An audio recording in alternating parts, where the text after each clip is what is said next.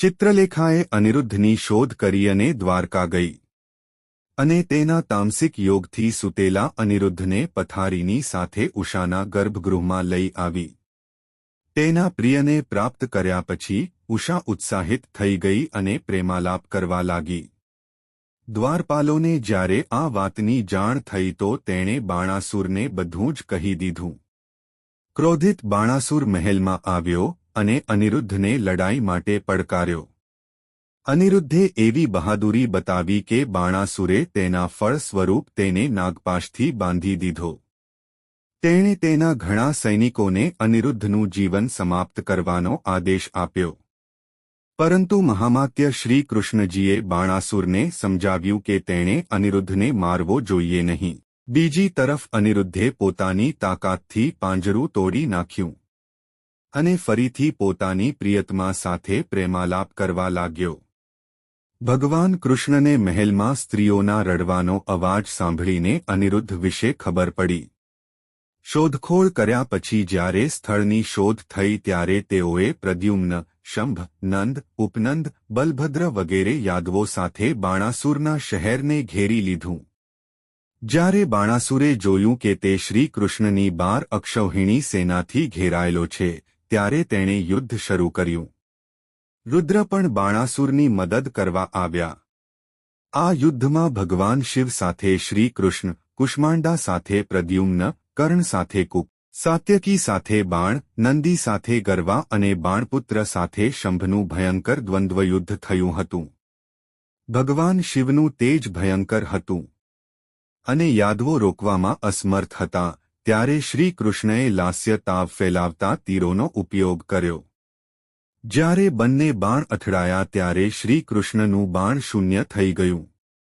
ત્યારે શ્રી કૃષ્ણે ભગવાન શિવને કહ્યું કે હું બાણાસુરના હાથ કાપવા માટે આવ્યો છું, માટે તમે યુદ્ધથી દૂર રહો. જ્યારે ભગવાન શિવ અલગ થયા ત્યારે શ્રી કૃષ્ણે બાણાસુરના હાથ કાપી નાખ્યા. પરંતુ તેના હાથ કપાયા પછી પણ બાણાસુરે જબરદસ્ત બહાદુરી બતાવી. તેણે ઘોડા પર બેસીને ભયંકર યુદ્ધ કર્યું અને પોતાની ગદાના પ્રહારથી શ્રી કૃષ્ણને જમીન પર પછાડી દીધા. તેના સેનાપતિઓએ યાદવોને મુક્ત કર્યા.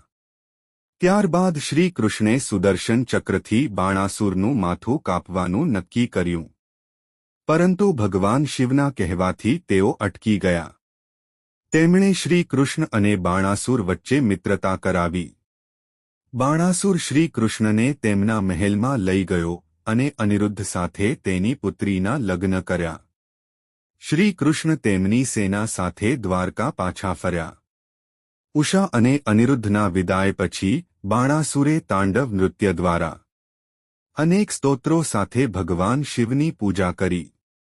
શિવજીએ વરદાન માંગતી વખતે તેણે વિષ્ણુજી સાથે દુશ્મની ના રાખવા અને ઉષાના પુત્રએ શોણિતપુરમાં શાસન આપવા કહ્યું.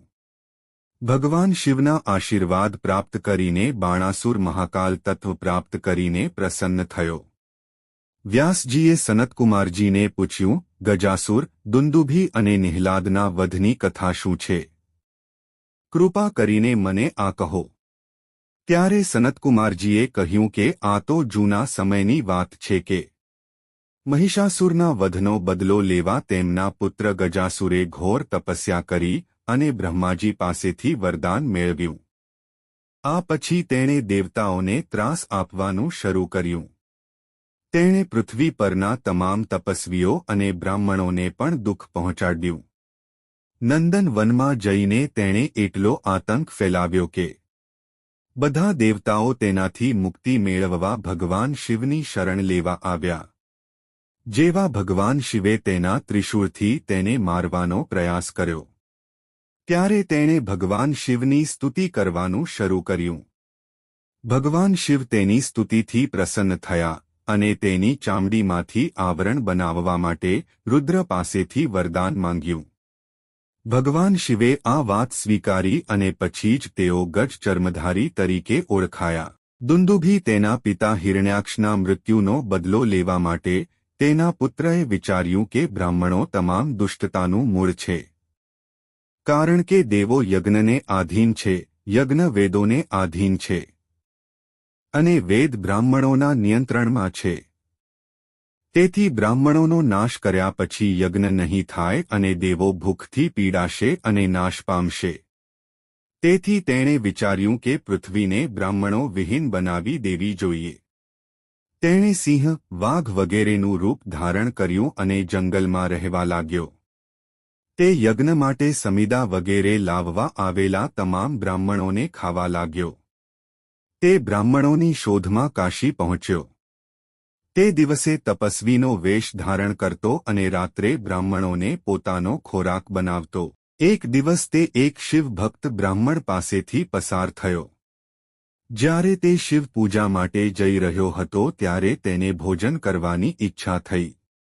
બ્રાહ્મણે શિવ મંદિરમાં જઈને પૂજા કરી અને દુંદુભી તેને ખાવા માટે આગળ વધ્યા કે તરત જ ભગવાન શિવ શિવલિંગમાંથી પ્રગટ થયા અને દુષ્ટનો વધ કર્યો. મરતી વખતે તેણે ભગવાન શિવની અનેક રીતે પ્રાર્થના કરી. તેમની પૂજા કરી અને ગજાસુરની જેમ તેણે પણ પોતાના શરીરની ચામડીને આવરણ બનાવવાની પ્રાર્થના કરી.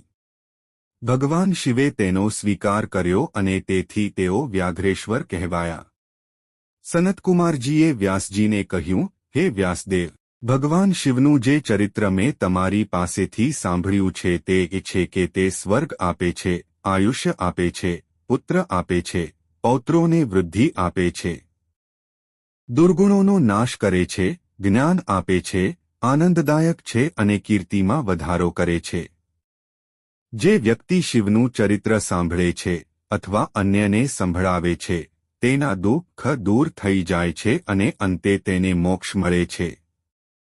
શૌનકજીએ સૂતજીને કહ્યું, તમે મને શિવજીના લગ્ન અને યુદ્ધ સાથે જોડાયેલી ઘણી સુંદર વાતો કહી. હવે કૃપા કરીને ભગવાન શિવના અવતારોની કથા કહો. સૂતજીએ કહ્યું કે સનતકુમારજીએ નંદીશ્વરજીને આ રહસ્યમય કથા સાંભળાવવા પ્રાર્થના કરી હતી. તેમણે જે કંઈ કહ્યું તે હું તમને કહીશ. તમે ખૂબ ધ્યાનથી સાંભળો. નંદીશ્વરજીએ કહ્યું કે શ્વેતલોહિત નામના 19મા કલ્પમાં સદ્યોજાત નામના ભગવાન શિવનો પ્રથમ અવતાર થયો હતો. તે સમયે પરબ્રહ્મનું ધ્યાન કરતા હતા ત્યારે બ્રહ્માજીની શિખરમાંથી શ્વેતલોહિત નામના કુમાર નીકળ્યા. ભગવાન બ્રહ્માએ તેમને સદ્યોજાત શિવ હોવાનું જાણીને તેમને પ્રસન્ન કરવા માટે વારંવાર તેમના વિશે વિચારવાનું શરૂ કર્યું. તેમના વિચારોથી નંદન, સુનંદન, વિશ્વનંદન અને ઉપનંદન નામના ઘણા પુત્રો થયા. તે પછી બ્રહ્માજીને સદ્યોજાત દ્વારા સૃષ્ટિની રચના કરવાની શક્તિ આપવામાં આવી. રક્ત નામના 20મા કલ્પમાં બ્રહ્માજી લોહીના રંગીના થઈ ગયા. પછી કામદેવ નામના એક રક્ત ગુણવાળા પુત્રનો જન્મ થયો, જેની આંખો તેમના જેવી જ લોહીની આંખો સાથે હતી. તેમને વ્યક્તિગત રૂપે શિવ હોવાનું જાણીને ભગવાન બ્રહ્માએ તેમની પ્રશંસા કરી. તે રક્ત રંગીન બાળકમાંથી વિવાહ, વિશોક, વિરાજ અને વિશ્વભવન નામના 4 પુત્રોનો જન્મ થયો. ત્યારે કામદેવ શિવે બ્રહ્માજીને સૃષ્ટિની રચના કરવાનો આદેશ આપ્યો. પિતાવાસ નામના 21મા કલ્પમાં બ્રહ્માજી પીળા રંગના થયા. તેમણે પીળા કપડાં પહેર્યા હતા.